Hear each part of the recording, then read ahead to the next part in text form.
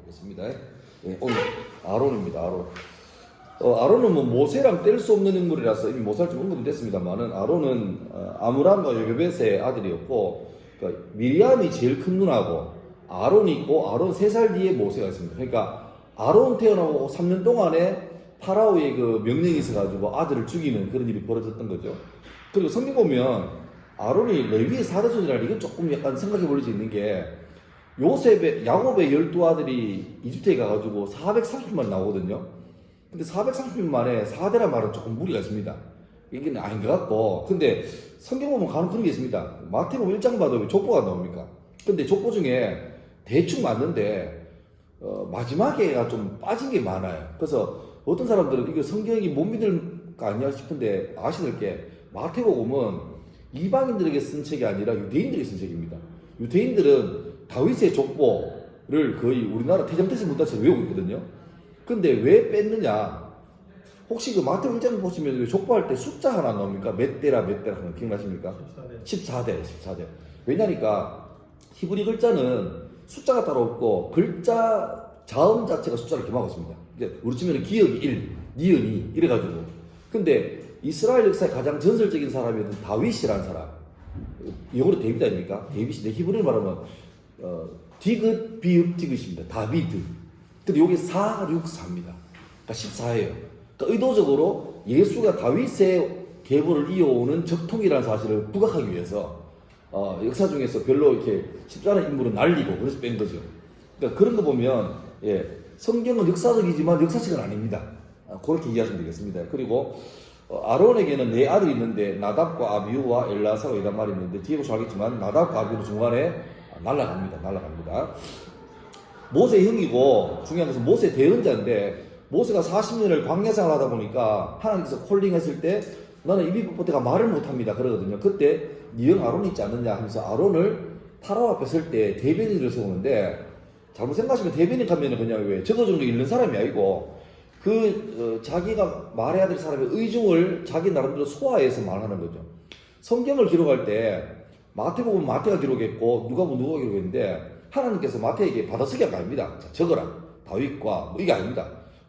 제가 선생님들이 유기적 영감서를 해놨는데 이게 뭐냐니까 하나님께서 그 저자의 살아온 삶과 특징을 활용하시되 오류가 없도록 막으셨다. 그게 유기적 영감서입니다. 그래서 예를 들면 누가복음은요 다른 복음서에 비해서 의학적인 경우가 굉장히 많습니다. 왜냐하니까 누가는 지금 의사거든요. 그리고 마태는 특별히 숫자에 굉장히 예민합니다. 왜냐니까 마태는 지금 치면 세무공무원입니다. 철저하게 이과죠, 이과. 그리고 바울서신은 우리가 번역본 보니까 모르는데 그 헬라어 원문을 보면 굉장히 논리적입니다. 왜냐니까 바울 자체가 당대 최고 학문을 겪은 사람이기 때문에 학자고, 특별히 바울은 참 준비된 사람이라는 게 바울이 라틴어, 히브리어, 헬라어에 능통했는데 그 당시 로마 제국이기 때문에 공식 용어로는 라틴어를 씁니다. 정치적인 용어로. 그 다음에 헬라 문화권이기 때문에 시민들은 헬라어를 썼고 또 유태인들은 자기 민족 언어였던 히브리어를 썼는데 바울이 예수를 박해하다가 예수님을 만나고 변화된 다음에 돌아오니까 전향하니까 바울은 누구에게나 로마 사람에게나 히브리 사람에게나 헬라 사람에게나 누구나 다 전할 수 있는, 그도 능통하게 전할 수 있는 준비된 사람입니다. 그러니까 그걸 다 활용하시는 거죠. 예. 자, 모세가 아론이 한번 성경에 잘 나오는 게 아말렉과 전쟁할 때 요수아가 장군이 돼가지고 산 밑에서 아말렉과 전쟁하고 있는데 그때 모세는 산 위에 올라가서 하나님께 두 손 들고 기도하는데 모세의 손이 들고 있으면 요수아가 아말렉을 쳐서 이기고 손이 아파가지고 손이 내려가면 요수아가 밀리는 거예요. 그때 아론과 훌이 올라가서 피곤한 모세를 위해서 모세 뒤에다가 돌을 하나 공가서 앉게 하고 아론과 훌이 양옆에서 모세 손을 이렇게 들어주죠. 그래서 온종일 들어 모세가 손을 들고 있었고 아말렉이 진멸되는데 그렇게 해서 이제 이기는. 그래서 그때 여호와 니시라 하라. 니시란 말은 깃발입니다. 그러니까 여호와 니시란 말은 우리에게 승리를 주는 하나님 이렇게 나오죠. 그때 같이 아론 훌이었고, 훌이 누구냐? 훌은 자주 나오는데 성경에서 훌이 누구란 말은 안 나오는데 유대 역사학자들 요세푸스에 하면 미리암의 남편이었을 거다. 다시 말하면 아론과 모세에게 있어서는 매형이었을 거다 그렇게 유추하는데 성경의 기록은 없습니다. 그냥 아주 측근에 같은 걸 보시면 되고 하나님께서 유독 아말렉이라는 민족이 굉장히 단호하십니다. 아말렉은 진멸하라. 애도 남기지 말고 가축도 다 없애버려 이러거든요. 근데 사울 왕이 왜 왕대가 처음에 잘 나가다가 나중에 왜 자기 마음대로 소방 남겨놓잖아요. 그때 그 딸이 이 아들이고, 또 성경 보면 에스더서가 나오는데 에스더가 아하수에로 왕 때인데 에스더가 왕비였잖아요. 근데 유대인들을 몰살하려고 했던 사람이 있습니다. 국무총리 하만이라는 사람입니다. 이 하만이라는 사람이 바로 아말렉의 후손입니다. 그러니까 왜 아말렉이 그렇게 하나님께서 적대시하냐니까, 출애굽할 당시에 아말렉이 습격을 합니다. 그래서 이스라엘 민족 가운데 제일 뒤에 처져 있던 그 약한 아들, 애들, 여자들을 습격하는 아주 잔혹한 일을 벌여요. 그래서 하나님께서 아말렉을 완전히 이 땅에 진멸하라고 계속해서 명령하시고, 결국 다윗 때 거의 진멸됩니다. 현재는 아말렉이라는 민족은 이 땅에서 사라집니다. 모세가 광야생활 할 동안에 하나님께 이렇게 올라가서 율법 받는데 그 중에서 성막의 설계도를 봤죠. 그래서 성막을 나중에 이동식 성전 아닙니까? 그걸 완성한 다음에 아론과 네 아들에게 기름을 붓고 예복을 입히고 제사장으로 세웁니다. 옆에 저 그림을 하나 그려놨는데 이게 가습하게 보면 그 그림이 희미합니다만 12개의 보석이 박혔습니다. 다른 종류 보석입니다. 근데 이게 뭐냐니까 이스라엘의 12지파를 상징하고, 그리고 제사장을 임명할 때 머리에 관유라 그래서 거룩한 기름 붓는데, 이 기름 부음 받은 자가 히브리 말로 하면 메시아고, 이게 그리스 말로 바꾸면 그리스도입니다. 그러니까 메시아가 그리스도고 그리스도가 메시아입니다. 그리고 이 그리스도, 영어로 말하면 크라이스트죠. 크라이스트. 이게 우리나라 말로 번역될 때 음차란 거 아시죠? 왜? 없는 말을 번역할 때 들리더랍니까? 기독이라는 단어가 그리스도입니다. 그러니까 기독이란 말은 터기자에다가 살필 독자거든요. 터를 살핀다. 부동산 업자가 아닙니다. 그러니까 이거는 기독이란 말은 뜻이 중요한 게 아니고 들리는 대로. 그러니까 그리스도란 말이 한자어로 들릴 때 기독이라고 들렸어요. 그래서 기독교. 예. 그래서 예수교, 기독교 같은 말이죠. 예수가 그리스도니까. 근데 취임할 때 머리에 기름 붓는 직분이 딱 세 가지입니다. 왕하고 선지자하고 제사장입니다. 이 사람들만 머리에 기름을 부어요. 그런데 우리 흔히 말 때 예수 그리스도란 말할 때 예수가 그리스도란 말인데, 다시 말하면 예수는 우리의 통치자, 왕이고, 우리를 인도하시는 선지자고, 우리가 죄 지었을 때 용서를 받을 수 있는 제사장이다. 이게 표시되어 있는 거죠. 신앙 고백입니다.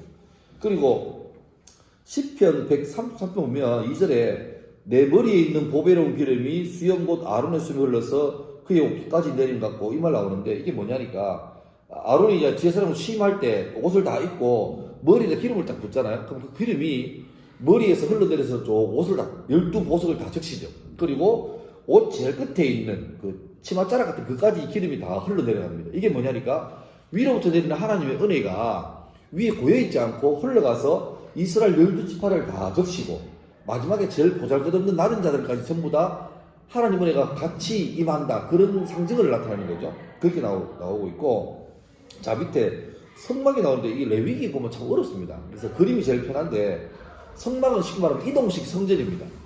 울타리를 쫙 만들고 안에다가 이렇게 설치하고 가운데 보면 이렇게 텐트 같은 게 있죠. 여기인데 울타리 전체가 뜰입니다.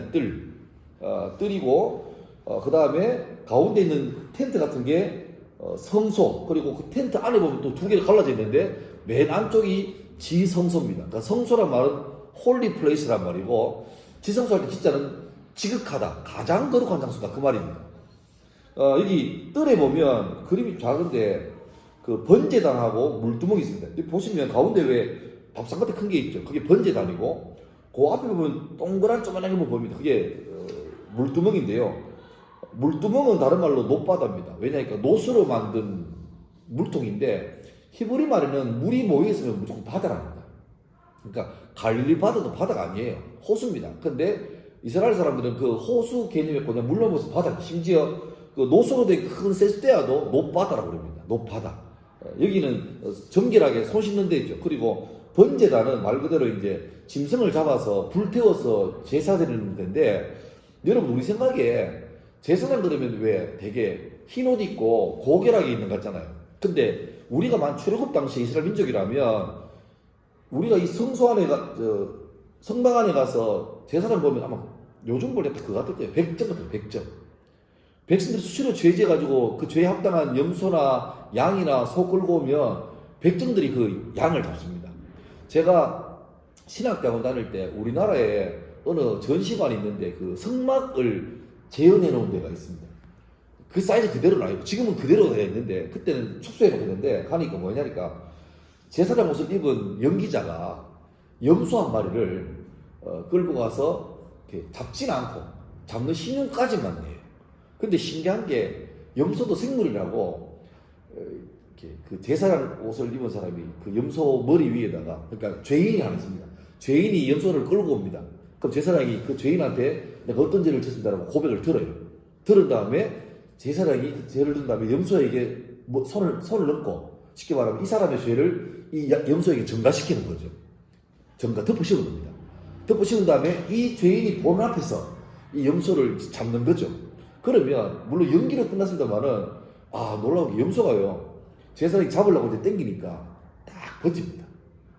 근데 세게 땡기니까 막 돼지 멱다운 소리 하는 거 아닙니까? 염소가 목이 시릴 정도로 매매 울어요.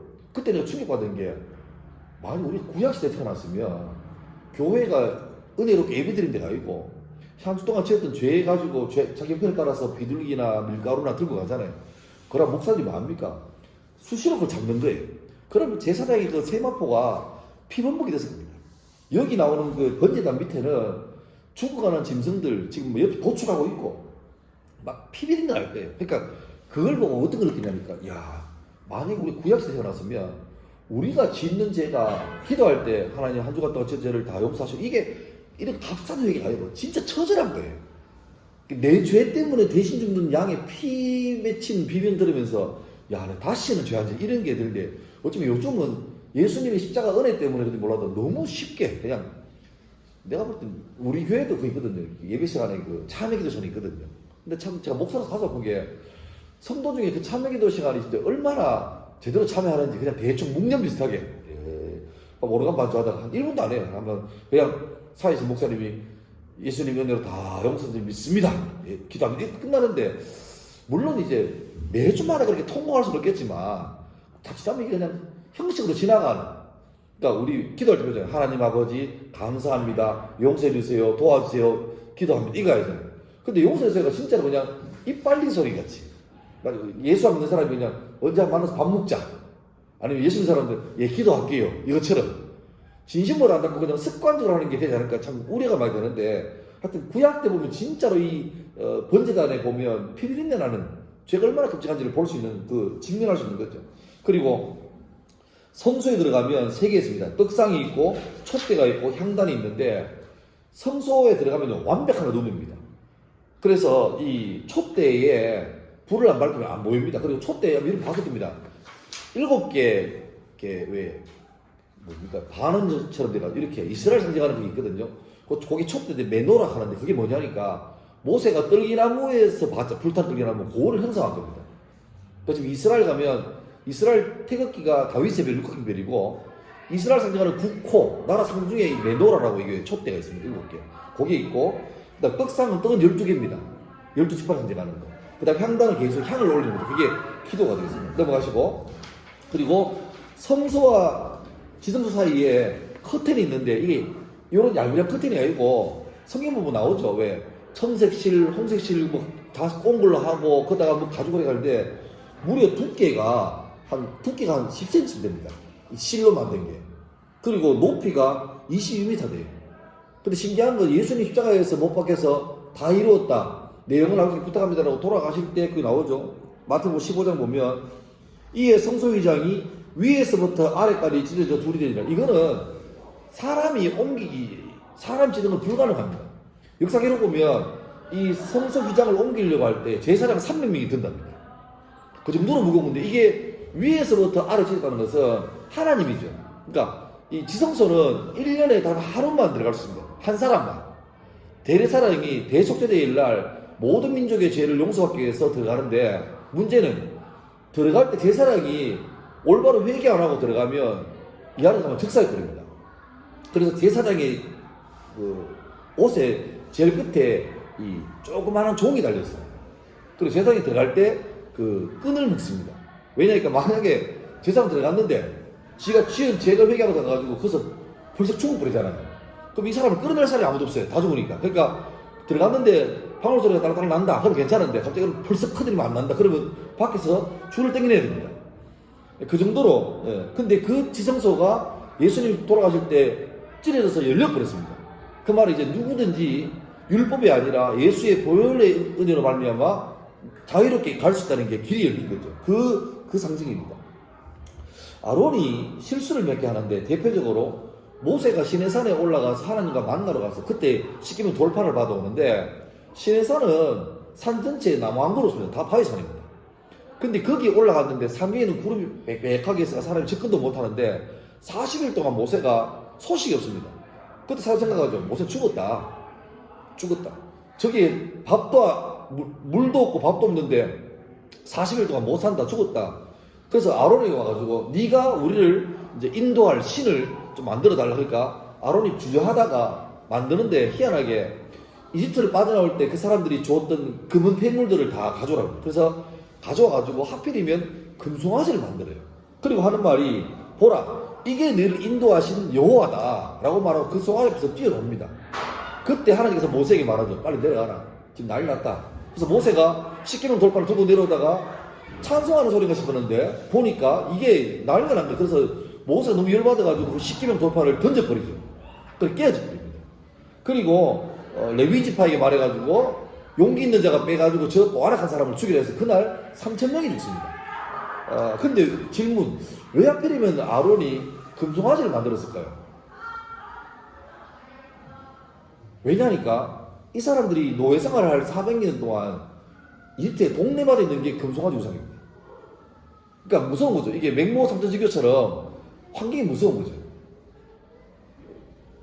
저도 옛날에 교회 있을 때 어느 무당이 회심하고 교회 왔는데 문제는 무구들을 못 버리는 거예요.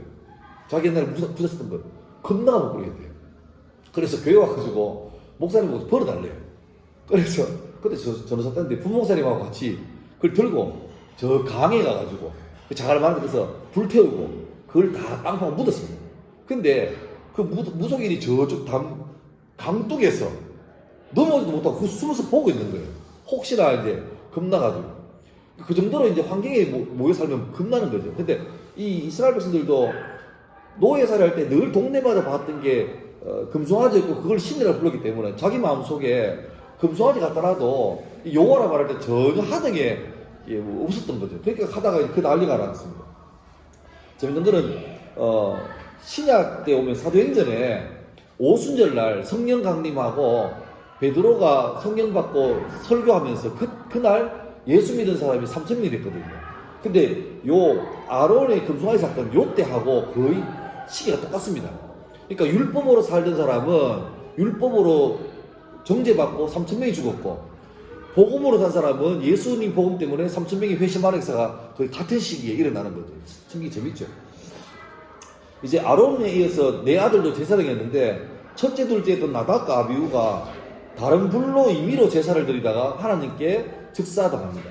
이게 왜냐니까 절대 하나님 섬길 때 임의대로 하면 안 돼요.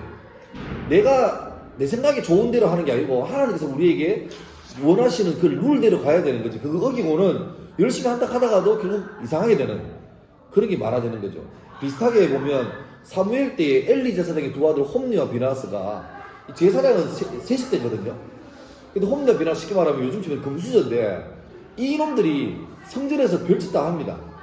제사장들은 그 성전에서 제사하는 고기 중에서 임의로 갈고리 넣어서 랜덤으로 자기 음식을 삼는데 얘들은 그런 거 안 하고 지가 골래입니다. 그러니까 일하시는 분들이 그러면 안 됩니다 해도 시끄럽다 하고 골래 먹어요.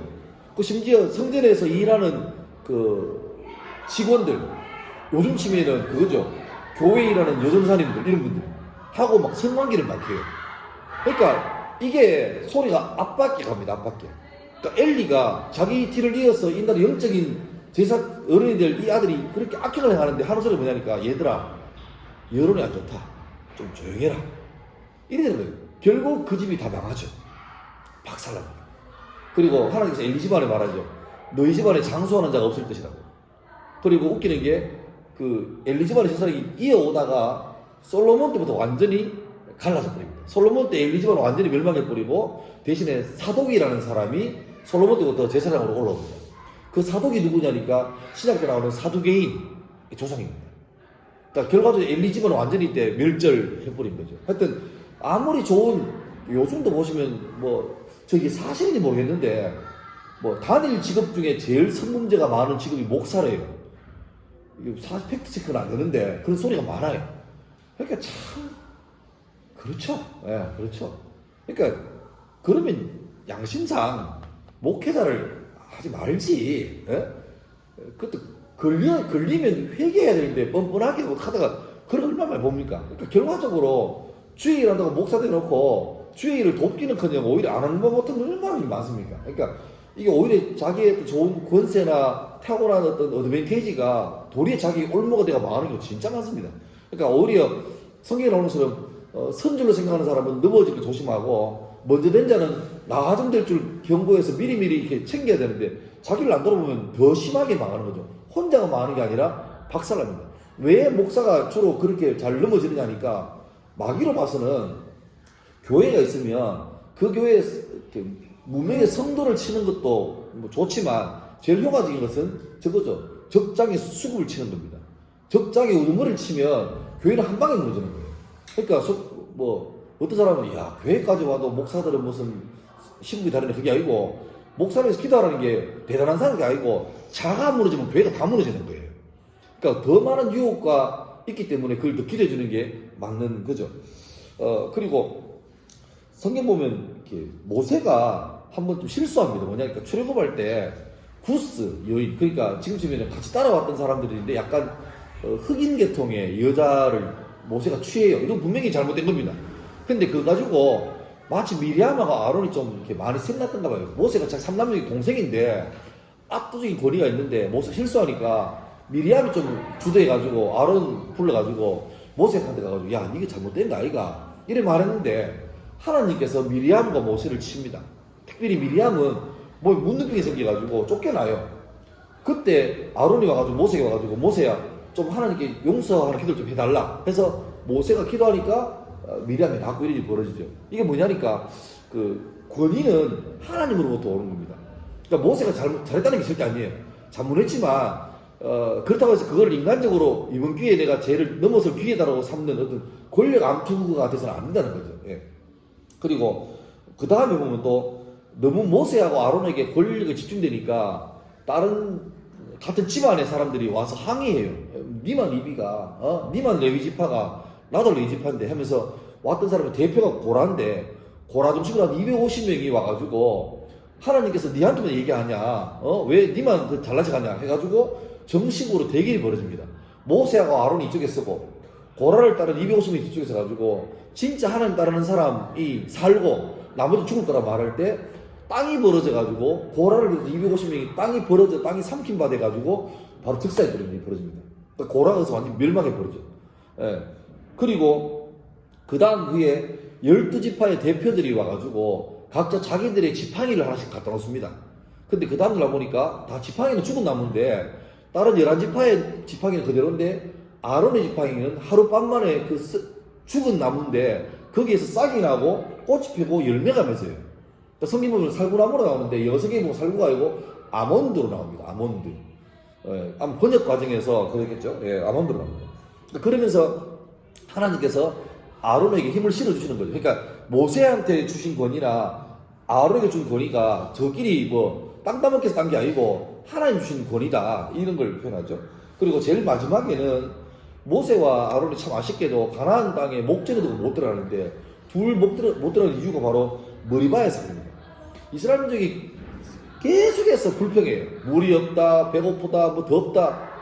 근데 아마 인간적인 모세와 아론도 어느 순간 이게 한계를 넘어서가 지쳤던가. 그래서 아론은 하나님께서 그날도 저기 머리바의 반석을 가르치라 하는데 물 내겠다 했는데 모세가 너무 열받아가지고 막 짜증냅니다. 내가 너한테 언제까지 내가 물을 줘야 되겠냐 하면서 막 분내가지고 머리바 그 돌을 이렇게 쳐요.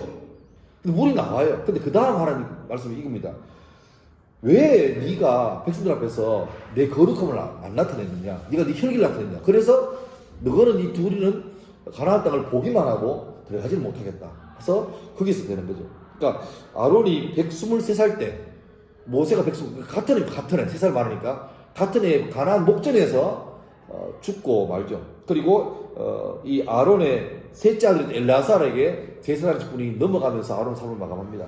그러니까 아론 보면 모세라는 너무 거대한 대단한 사람 옆에 형이지만 묵묵하게 자기 자리를 지켰던 아주 멋진 참모로 나오는데 그도 실수 많고 우물이 많지만 결과적으로 하나님 주신 권위에 따라서 역할을 잘 감당하고 장차 대제사장으로서 그러니까 죄를 용서해주고 하나님과 백성 사이에 끊어진 것을 연결해주는 어떤 역할을 잘 감당함으로써 장차 예수님의 그림자를 보여주는 그런 역할을 잘 감당했다. 그렇게 보시면 되겠습니다. 기쁜 소식 전합니다. 다음 주는 한 주 쉽니다. 스피드 하겠습니다.